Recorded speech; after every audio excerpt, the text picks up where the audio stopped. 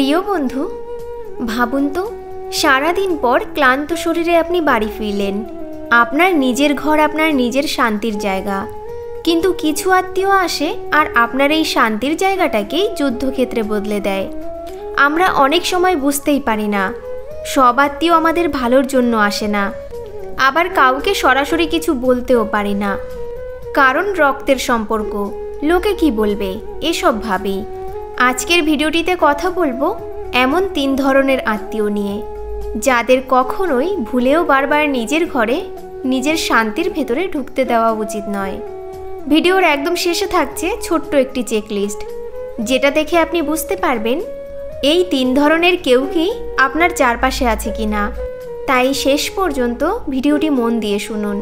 প্রিয় বন্ধু, একটা কথা পরিষ্কার করে নেওয়া দরকার, সব আত্মীয় খারাপ না, ভালো আত্মীয় আশীর্বাদ, কিন্তু ভুল আত্মীয় অনেক সময় আস্তে আস্তে আপনার জীবনটাকেই বিষিয়ে দেয়। চলুন তাহলে শুরু করি। প্রথম ধরন, ঝগড়াটে আর নালিশখোর আত্মীয়। প্রথমে যে ধরনের আত্মীয়দের থেকে সাবধানে থাকতে হবে তারা হলো ঝগড়াটে আর নালিশখোর আত্মীয়। এরা এমন আত্মীয় যারা যেখানে যায় সেখানেই ঝগড়া, তুলনা আর নেগেটিভিটি ছড়িয়ে দেয়, সেখানে হাসি কমে যায়। আপনার বাড়িতে এরা এলেই দুটো জিনিস হয়, মন খারাপ আর আত্মবিশ্বাস ভেঙে যায়। ভাবুন, আপনার ঘরে অতিথি এসেছে, আপনি আপ্যায়ন করছেন, বাচ্চারা ঘুরে বেড়াচ্ছে, সবাই মোটামুটি খুশি।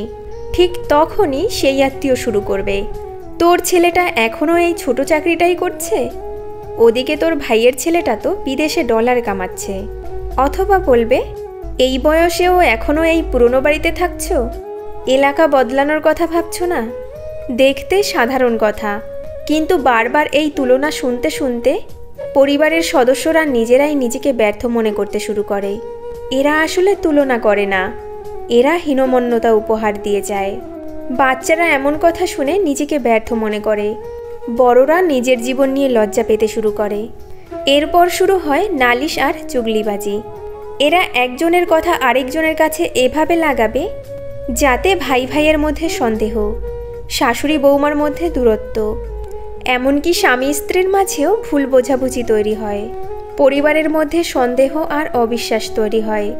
কিন্তু ঝামেলার মূল কারণ সেই আত্মীয়। তোর মা নাকি পিছনে তোর অনেক কথা বলে, তোর বউ যা করে তুই কিছুই জানিস না, কিন্তু আমাকে সব বলে। এই ধরনের কথাই এদের অস্ত্র। ফল কি হয়? ঘরে যেন এক ধরনের ঠান্ডা যুদ্ধ শুরু হয়, কেউ কাউকে পুরোপুরি বিশ্বাস করতে পারে না। আর সেই আত্মীয় চলে যাওয়ার পরেও ওদের বলা কথাগুলো মাথায় ঘুরতে থাকে। এমন মানুষকে আপনি যদি বারবার নিজের ঘরে আমন্ত্রণ জানান, তাহলে আপনার শান্তির জায়গাটাকে আপনিই ধীরে ধীরে বিষাক্ত বানাচ্ছেন। এই ধরনের আত্মীয়কে কেন বাড়িতে আসা সীমিত করবেন? কারণ যেখানে এরা বসে সেখানে হাসি কমে যায়, অভিযোগ আর তুলনা বাড়ে।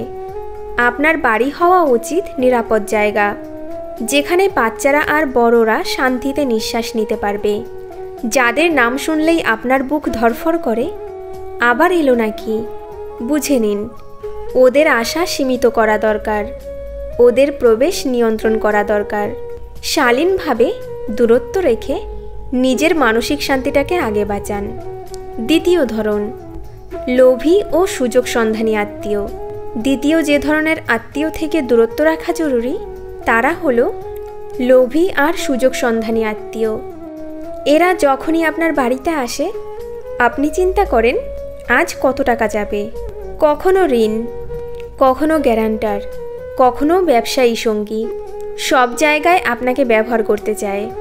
এদের একটা কমন ডায়লগ থাকে, শুরুটা হয় খুব আবেগ দিয়ে, দেখো একটু বিপদে আছি, তুমি তো আমাদের আপন, তোমার কাছেই তো বলতে পারি, তোমাকে ছাড়া আর কারো কাছ থেকে এইভাবে চাইতাম না, আমি মাসখানেকের মধ্যেই ফিরিয়ে দেব, কথা দিচ্ছি, তুমি তো জানো আমি এক কথার মানুষ। আপনি হয়তো ভাবলেন আপনি তো আত্মীয়, একটু সাহায্য তো করতেই পারেন, কিন্তু সমস্যা শুরু হয় এরপর। 1 মাসের মধ্যে ফেরত দেওয়ার কথা থাকলেও মাসের পর মাস, বছরের পর বছর চলে যায়, টাকার নামও নেই, কাজেরও খবর নেই। মাস বছর তারও বেশি চলে যায়, টাকা আর ফেরত আসে না। আপনি যখন আলতোভাবে টাকার কথা তুলেছেন তখনই আপনি হয়ে গেলেন খারাপ। আহা, এত কিছুর পরেও টাকা নিয়ে হিসাব করো। আপনি টাকা চাইতে গেলেই এদের চোখ মুখ বদলে যায়, উল্টে আপনাকেই লোভী বানিয়ে দেয়। এরা শুধু টাকার জন্য না, সুবিধার জন্য বাড়িতে আসে। আপনার সময় আর যোগসূত্রও শোষণ করে। স্কুলে ভর্তি, চাকরির রেফারেন্স, ডাক্তারের নম্বর, নিজের সন্তানকে আপনার কাছে রেখে যাওয়া, সব কিছুতেই ডায়লগ একটাই, তুমি তো আপন মানুষ, তুমি না থাকলে আমরা কার কাছে যেতাম। আপন মানুষ মানেই কি সবসময় একতরফা দেওয়া?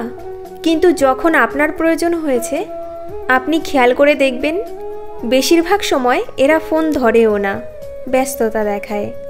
নিজের সীমা না ঠিক করলে এমন আত্মীয় আপনার মানসিক শান্তি, এমনকি সম্পর্ক নষ্ট করে দিতে পারে।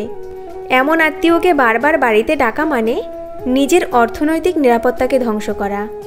আপনি সাহায্য করবেন, কিন্তু বারবার ঠকানো মানুষকে বাড়িতে এনে নিজেরই ক্ষতি করা বুদ্ধিমানের কাজ নয়। তাই সবার আগে মনে রাখুন, সাহায্য করা আলাদা, আর কাউকে সুযোগ দিতে দিতে নিজেকে শেষ করে ফেলা আলাদা। যে আত্মীয় বারবার শুধু নেয় কিন্তু কখনোই পাশে দাঁড়ায় না, তার সঙ্গে যোগাযোগ রাখতে পারেন, কিন্তু নিজের ঘরের দরজা ওর সুবিধার জন্য সবসময় খুলে রাখবেন না। না বলতে শেখার জন্য আপনার বাড়ির দরজাই প্রথম সীমানা। না বলতে শিখুন, আপনার নাই আপনার সুরক্ষা। তৃতীয় ধরন, অসম্মানকারী ও সীমা লঙ্ঘনকারী আত্মীয়। তৃতীয় যে ধরনের আত্মীয়, ওদের ব্যাপারে সবচেয়ে বেশি সতর্ক থাকা দরকার। এরা হলো অসম্মানকারী ও সীমা লঙ্ঘনকারী আত্মীয়। এরা ভাবে আত্মীয় মানেই সব কিছুতে অধিকার। আপনার ঘর কিভাবে চলবে, আপনার স্ত্রী বা স্বামী কেমন পোশাক পরবে, কিভাবে কথা বলবে, সব কিছুর উপর এদের মন্তব্যের অধিকার আছে। কিছু আত্মীয় আছে যারা আপনার বাড়িতে এসে আপনার রুলস, আপনার সঙ্গীর সম্মান, এমনকি আপনার বাচ্চাদের সীমা পর্যন্ত ভেঙে দেয়। ভাবুন, আপনার সঙ্গী সারাদিন বসে ঘরের কাজ করছে, বাচ্চা দেখাশোনা করছে, খাওয়া সংসার সামলাচ্ছে। সন্ধ্যায় আত্মীয় এলো আর বলল, তোমার বউকে তো দেখছি খুব স্মার্ট হয়ে গেছে, শ্বশুরবাড়িতে এসে খুব একটা খাটতে দেখা যায় না, খুবই আরামপ্রিয় হয়ে গেছে, আগে তো বেশি খাটতে দেখতাম। অথবা বলবে, তোর স্বামীকে দেখেই বোঝা যায় তোর উপর কতটা প্রভাব আছে, তোর স্বামীকে দেখছি খুব বেশি ঘরের কাজ করে, পুরুষ মানুষের আবার এত ঘরের কাজ করা লাগে নাকি, অনেক বেশি বউয়ের কথায় চলে মনে হচ্ছে। এমন কথা এক দুইবার শুনলে সহ্য করা যায়, কিন্তু বারবার হলে সম্পর্কের ভিত কেঁপে ওঠে। এমন কথা বারবার শুনতে শুনতে আপনার সঙ্গীর সম্মান আপনার নিজের ঘরেই ভেঙে পড়ে। বাইরের কেউ বারবার এসে আপনার সঙ্গীকে হেয় করলে সে ঘরকে নিজের ঘর বলে মনে করতে পারে না। সে মনে করতে থাকে, এই ঘর কি সত্যিই আমার?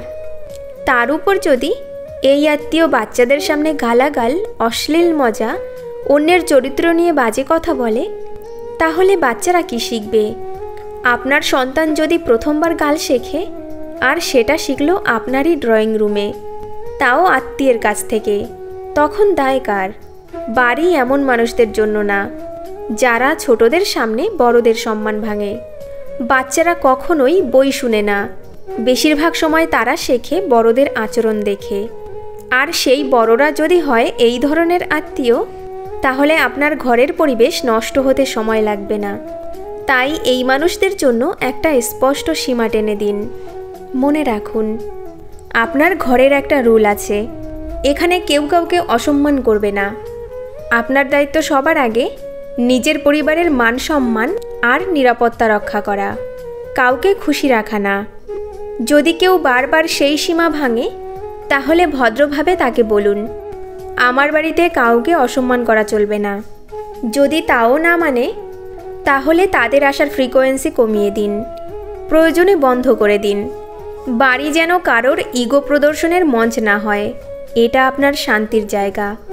এবার একটা ছোট্ট চেকলিস্ট শুনুন, মন দিয়ে নিজের জীবনের সাথে মিলিয়ে দেখুন আপনার আশেপাশে আছে কিনা। নাম্বার 1, এমন কেউ কি আছে যে আপনার বাড়িতে এলেই পরিবারের কারো চোখে মুখে বিরক্তি স্পষ্ট হয়ে ওঠে, পরিবারের কারো মুখ কালো হয়ে যায়? নাম্বার 2, এমন কেউ কি আছে কারো ফোন আসলে কি মনে মনে বলেন যেন আজ বাড়িতে না আসে? নাম্বার 3, এমন কি কেউ আছে যে আপনার কাছ থেকে বারবার টাকা ধার নেয়, বিভিন্ন ধরনের সাহায্য নেয়, সুবিধা নেয় এবং সময় নিয়ে যায়, কিন্তু বদলে কখনো পাশে দাঁড়ায় না? নাম্বার 4, কেউ কি আছে যে আপনার সঙ্গী বা আপনার সন্তানদের সম্মানকে ঠাট্টা করে, হেয় করে, তাদের সামনে ছোট করে কথা বলে, কিন্তু মজা করার নাম দিয়ে সেটা চালিয়ে দেয়? নাম্বার 5, কেউ কি আছে যে আপনার ঘরে এসে সবসময় অন্যের দোষ, গসিপ আর তুলনা নিয়েই কথা বলে, নেগেটিভ কথা নিয়েই ব্যস্ত থাকে? যদি এই প্রশ্নগুলোর বেশিরভাগের উত্তর হ্যাঁ হয়, তাহলে বুঝবেন এরা সেই 3 ধরনের আত্মীয়ের ভেতরেই পড়ে। এই 3 ধরনের আত্মীয়ের মধ্যে একজন না একজনকে আপনি নিজের ঘরে নিয়মিত প্রবেশ করতে দিচ্ছেন। সম্পর্ক রাখতে পারেন, কিন্তু নিজের ঘরের সীমা আপনাকেই ঠিক করতে হবে। প্রিয় বন্ধু, আত্মীয়তার সম্পর্ক অবশ্যই পবিত্র, কিন্তু তার থেকেও বেশি পবিত্র আপনার মানসিক শান্তি, স্বাস্থ্য আর পরিবারের নিরাপত্তা, আপনার সঙ্গীর সম্মান আর আপনার সন্তানের ভবিষ্যৎ। সবসময় মনে রাখবেন, যে আত্মীয় আপনাকে সম্মান করে না, আপনার পরিবারকে সম্মান করে না, তাকে বারবার ঘরের ভেতর ডেকে এনে নিজের অপমান বাড়ানোর কোনো দরকার নেই। যে আত্মীয় শুধু সুবিধা নেয়, কখনো দেয় না, তাকে সীমাহীন সুযোগ দেওয়ারও কোনো দরকার নেই।